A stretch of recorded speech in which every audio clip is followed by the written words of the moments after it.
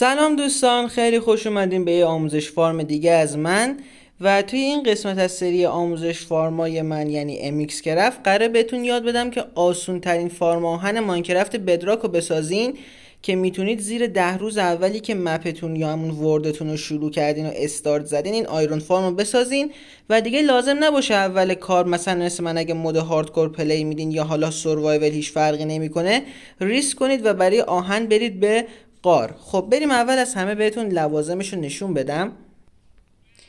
این لوازم و متریالیه که به اصطلاح شما برای فارم نیاز دارین. همونجوری که این متریال زیاد خاص نیست، حالا براتون توضیح میدم چجوری باید به دست بیارید. دو تا ویلیجر میخواین که اگه خوش شانس باشین و زیر 10 روز اول بازی ویلیج پیدا کنید میتونید دو تا ویلیجرتون رو از اونجا جور کنید. یک استک و 20 تا نون میخواین که داخل ویلیجا بیشترشون هی بیل یا همون بلاکای گندم که نون درست میکنیم هستن به اندازه کافی. واتر باکت و باکت آف لاوا هم که میگن لازم داریم انگار.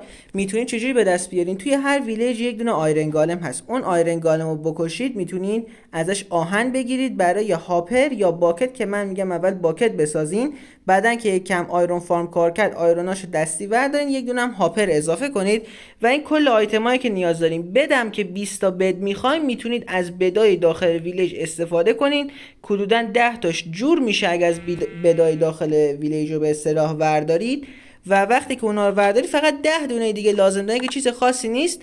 و در ضمن اسلب و بلاکتون حتما نباید مثل من اسموش باشه، شما میتونید هر بلاکی که نسوس باشه رو استفاده کنید.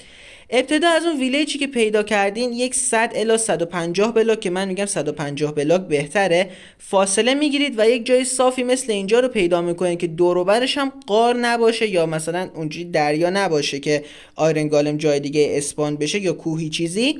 و وقتی که اونجا رو انتخاب کردین اونجا رو یک علامت میزنید و از هر 4 طرفش چک میکنید که تا 100 الی 150 بلاک هیچ ویلیجی نباشه که آیرون فارم شما رو خراب نکنه. بعد از اینکه این تیکه رو پیدا کردین یک جای 5 در 5 یک مکعب، یه مربع، میگم مکعب، یه مربع 5 در 5 میکنید.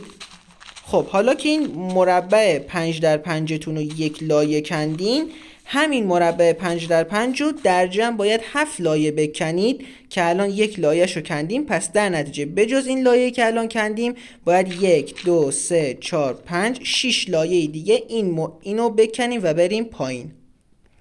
خب من این محفظه یا همین حالت سوراخ که هرچی میخواین بهش بگین و من کندم.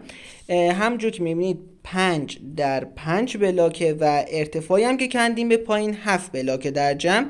بعدش که شما اینو کندین میاین پایین و 4 تا دیوار رو به این صورت ازش یک لایه 2 بلاک ارتفاعی به همین صورتی که من دارم میکنم ازش میکنید که برای گذاشتن تخت ها هستش. یک چیزی هم که یادم رفت داخل متریال فارم بگم، یک دونه تورچ هم نیاز دارید که حتما این یک دونه تورچ هم با خودتون بیارید، بدک نیستش یک دونه تورچ هم داشته باشید.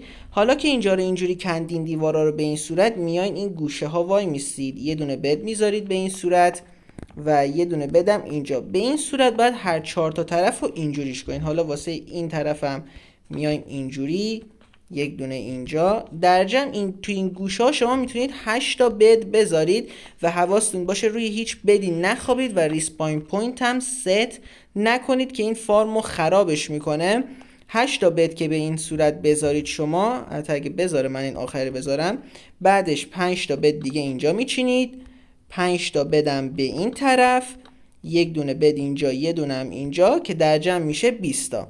بعد 2 تا بلاک اینجوری میاین بالا از اون نقطه وسطی که خالی میمونه و بعدش این سطح رو کاملا پر میکنید همون جوری که من دارم الان پر میکنم که بعدش بریم به سراغ ادامه کارمون که گذاشتن ورک استیشن هاست. این آیرون فارم کلا خیلی راحته و بر ساعت حدودا 350 الی 380 تا آهن بر ساعت هم میده.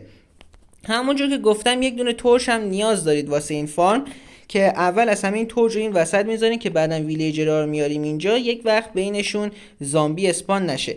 یک طرف رو انتخاب میکنین از دیوارا، فرقی نمیکنه و 5 تا بلاکشو به این صورت میکنین، یه بلاک هم روش. مقابل این دیوار هم دقیقا همین کار رو انجام میدین، 5 تا بلاک رو میکنید، یه بلاک هم روش. بعدش این طرفایی که موندن رو به این صورت میکنید، 3 تا بلاک وسط، 1 بلاک روش، و بعدش ورک استیشناتون که حتما از این فلچینگ تیبل باشه رو میاین اینجور جاها میذارید. دارم تون صحبت میکنم که تایم ویدیو زیاد نره بالا، چون مثلا قراره یک آیرون فارم کوچیک و سریع باشه به اصطلاح. و به این صورت میتونید 20 تا ورک استیشنتون رو بذارید. بعد از اینکه این 20 تا رو گذاشتین، میتونید با متد طناب و قایق که یک دونه قایق میذارید، ویلیجرها سوارشون میشن و بعد طناب رو وصل میکنید به قایق که خودم همیشه این کار انجام میدم، ویلیجراتون رو از اون فاصله دور بیارید اینجا. بعد از اینکه ویلیجراتون رو آوردین، 2 تا ویلیجر بیشتر هم لازم نیست بیارید، 2 تا ویلیجرتون رو میذارید، بعد به اینا غذا میدین که برید بشن. وقتی که بچه‌هاشون کامل شدن، شما باید چیکار کنید؟ بچه‌هاشون که کامل شدن بعد وایسین همه بچه‌هاشون بزرگ شدن، چون این فارم با بیبی ویلیجر اصلا کار نمیکنه. بعد از اینکه بزرگ شدن، شما باید ببینید اگه بینشون ویلیجر لباس سبز بود که شغل نمیگرفت، اون ویلیجر رو بکشید و بعد از اینکه اون ویلیجر رو کشید، وایسین یه ویلیجر دیگه به دنیا بیارند و برید بشن، یعنی یه ویلیجر دیگه هم به دنیا بیاد، اونم بزرگ بشه، بعد روی فارم رو ببندین و خلاصه اینکه توش لباس سبز یا بچه نباشه. حالا من این 20 تا ویلیجر رو بذارم. خب بعد از اینکه 20 تا ویلیجرتون تکمیل شد، حالا شما باید بلاکاتون رو دوباره بیارید و 2 بلاک فاصله بدین و کل این سطح رو باید حالا با بلاک پرش بکنید که روی این قسمت قرار آیرن گالممون اسپان بشه که معمولا 2 تا آیرن گالم اسپان میکنه که سرعت این فارم هم خوبه. حالا از هر طرف این قسمت رو باید یک لایه اضافه تر بعد از هر طرف به این صورت که من میکنم، بعد از هر طرف یک لایه اضافه تر بکنید که فضای آیرن گالم زیاد باشه و سریعتر هی اسپان بشه. خب دوستان، من داشتم اینجا رو میکندم که یک آیرن گالم اسپان شد. حالا فعلا مشکلی نیست. حالا برای اینکه بخوایم لوت های این فارم یعنی آهنا رو جمع کنیم، شما باید یک سمتی از این 4 سمت فارم رو انتخاب کنید که لوت ها برن اونجا جمع شن. مثلا من این سمت رو انتخاب میکنم، یک دونه اسلبم و هاپر و چست و اینا رو میارم، این بلاکر رو میکنم، این بلاکر رو میکنم، این بلاکر رو یک دونه چست میذارم و بعدش وصل میکنم هاپرم رو به اون چسته. بالای این چسته یک دونه اسلب میذارم که این چسته رو بتونم بازش کنم. همونجوری که دیدین آیرن گالم دومم اسپان شد. بعدش میام این بلاک رو با فاصله یه دونه بلاک 3 تا بلاک میکنم تا به چستم برسم. حالا شما میتونید اینجا رو مثلا بیاین چه میدونم نردبون بذارید که برای رفت آمدتون باشه، یا اصلا نردبونم نذارید، از همون بالا دستتون به چست از همینجا هم میرسه. بعد از اینکه این کارو کردین، باید بیاین یک دونه واتر باکت اینجا بذارید، یک دونه واتر باکت باید بیاین اینجا بذارید که این 2 تا واتر باکت که در جهت مخالف، یعنی تو سمت مخالف این هاپرن، این آیرن گالم ها رو به این سمت هول میدن. حالا باید بلاکتون رو بیارید با اون گیت ها و تابلوهاتون، یک دونه بلاک اینجا بذارید. البته اگه اینا بذارم که خیلی خوب میشه، من این یک دونه بلاک رو بذارم. بعد از این یک دونه بلاک رو گذاشتین، روی بلاکه یک دونه فنسکیت میذارید، جنسش اصلا مهم نیست. بعد فنسکیت رو باز میکنید. بعد از اینکه این کارو کردین، تابلوهاتون رو میارید، یک تابلو روی این اسلبه میذارید، یک تابلو اینجا میذارید و تا هم اگه بریم ور خیلی خوب میشه، یه تابلو هم اینجا میذارید. حالا این بلاک رو میکنید. اگه مثل من این آیرن گالم شما اومد بیرون، دوباره میبرید هولش میدین داخل فارم. اصلا سعی نکنید که خودتون بکشینش، چون اگه رو شما اگرو بشن، یعنی عصبانیتشون روی شما فعال بشه، هی همینجا که اسپان بشن براتون دردسر میشه.